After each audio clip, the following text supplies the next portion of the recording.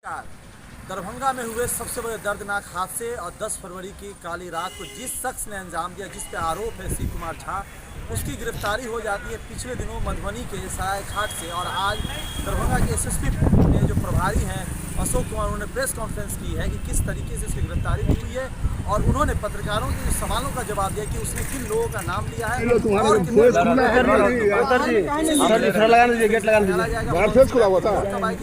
सुनते हैं दरभंगा के एसएसपी ने, जो वर्तमान में प्रभारी अशोक कुमार ने इस प्रेस कॉन्फ्रेंस में अशोक कुमार झा की गिरफ्तारी को लेकर के और इस बड़ी घटना को लेकर क्या कहा। देखिए, ये 10 तारीख की जो घटना थी उसमें एक नामजद और करीब 40 अज्ञात के विरुद्ध प्राथमिकी दर्ज हुई थी। उसमें जो एक नामजद मुख्य अभियुक्त है शिव कुमार झा, इनकी बीती रात्रि गिरफ्तारी हुई है और वो मधुबनी जिला अंतर्गत सहार घाट के पास से गांव बाजार है, बाजार के से सहार की जिला रास्ता जाती है, उसी बीच में गिरफ्तारी हुई है। और ये अपने किसी के लिए वेट कर रहे थे वहाँ पे, उसी क्रम में हम लोग की जो टीम बैठी हुई थी इन्हें पकड़ लिया। और इनसे जो पूछताछ हम लोग की हुई है, रात्रि में भी पूछताछ हुई और पूछताछ चल भी रही है। इसमें कुछ जो लड़के और शामिल थे उनके नाम भी हम लोगों को बताए गए हैं और उसमें पहले भी कुछ की गिरफ्तारी हो चुकी है। जो नाम बताए गए थे उसमें जैसे 9 लोगों की गिरफ्तारी अज्ञात में से हो चुकी है, 8 पहले हुई थी और कल एक दरभंगा से तिरुपति राय की भी गिरफ्तारी हुई है। तो इसमें कुल मिला के 10 गिरफ्तारियाँ अभी तक हो गई हैं और जो भी हम लोग को जानकारी पूछताछ से मिलेगी उसके संबंध में आगे की भी कार्रवाई की जाएगी। क्या बताया सर, इन्होंने बताया क्या कि किस तरह से प्लान रचा था, क्या हुआ था, कैसे करना था? नहीं, इनका है कि पहले से ही पूर्व से ये ज़मीन 2016-17 में बता रहे थे कि उस समय इन्होंने ज़मीन लिया था और ये तो अभिलेख का चीज़ है और ये अनुसंधान के क्रम में देखा जाएगा कि इन्होंने ज़मीन किससे लिया था, किनके द्वारा इनके नाम से म्यूटेशन और रजिस्ट्री कराई गई, फिर जमाबंदी कायम की गई।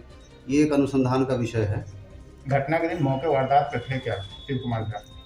अब ये तो जिनसे इनसे पूछताछ करने से तो ये कहते हैं कि मैं मौके वारदात पे नहीं हूँ, लेकिन चूँकि घटना इतनी बड़ी हुई है और नामजद अभियुक्त हैं और चूँकि इस ज़मीन से जुड़े हुए हैं, इस प्रकार इनका जो दावा बनता है वो अनुसंधान के क्रम में स्पष्ट हो पाएगा।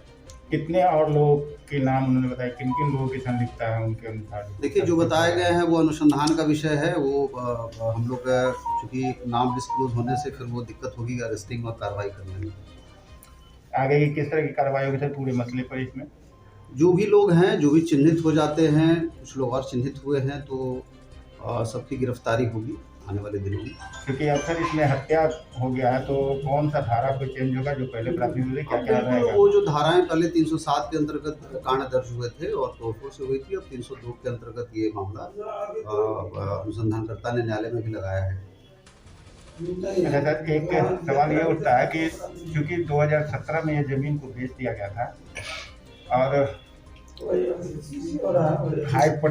कोलकाता हाई कोर्ट का जो एक आदेश आया था उसके अंदर जो है अब ये बताया गया था कि जो ट्रस्ट है यहाँ का और जो कुमार का प्रेशर बेच रहा है वो गलत है। अवमानना का आरोप लगा के 10 लाख रुपया उन पर जुर्माना भी लगा था। तो क्या पुलिस उस बिंदु पर भी जांच करेगी, क्या ये गलत तरीके से ज़मीन बेचा जा रहा है?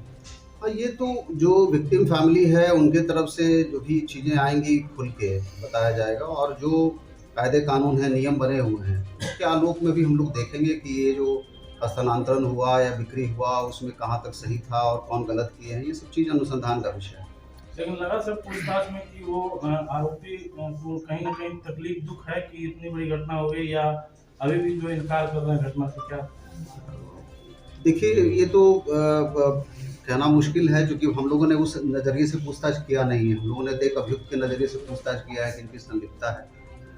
तो ये तो एक इंसान है, उनके अंदर क्या चल रहा है नहीं चल रहा है ये कहना मुश्किल है। सर, ये भी जानकारी मिल रही है कि ये पहले से भी किसी एक मामले में हत्या कर रहे थे। पुलिस को क्या जानकारी है, क्या सही है या फिर ये ऐसे? नहीं, ये हमको लगता है कि अभी तक दरभंगा जिला का जो रिकॉर्ड है उसके हिसाब से तो कोई इनका आपराधिक कृत्य नहीं दिखता है और हम लोग पता कर लेंगे। यदि आपके संज्ञान में है तो निश्चित रूप से हम लोग भी पता करेंगे, कहीं होगी तो निकालेंगे इसे। सर, एक सवाल, वो 2 सवाल ये है। एक सवाल तो ये है कि जेसीबी मशीन का मालिक कौन है, क्या पता कर पाई पुलिस अब तक? ये हम लोग पूछताछ कर रहे हैं, इससे स्पष्ट हो पाएगा। अभी तक जानकारी नहीं मिल पाई? नहीं, अभी पूछताछ चल ही रही है। ये थे कि कहीं ना कहीं बिजली उसी समय गुल हो जाना दरभंगा में, उसको सस्पेक्टेड मान रही पुलिस की कहीं मिली भगत है। और उस बिंदु पे अभी अनुसंधान किया जाना बाकी है, क्योंकि हम लोग का प्राइम फोकस था मुख्य अभियुक्त की गिरफ्तारी की। तो हम लोगों ने अभी पूरी ताकत लगाई थी कि इसे गिरफ्तार करना है, और अब बाकी जो अनुसंधान के बिंदु हैं उस पर हम लोग फोकस करें। और अभी तक उसमें एक व्यक्ति की गिरफ्तारी भी हो गई है और आगे की कार्रवाई चल रही है। उसमें जो बाकी जो हैं उनकी गिरफ्तारी शीघ्र हो जाएगी। गोली किसने चलाया था, किस तरह से, ये कोई जानकारी है?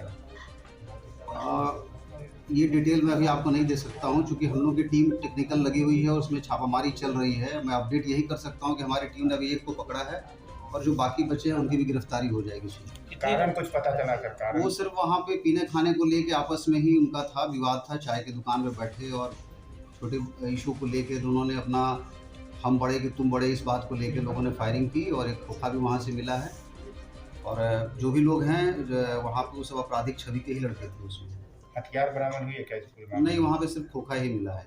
जो पकड़ाया है उसमें उसका नाम बता सकते हैं? वो सब मैं अलग से इस समय में बताऊँगा।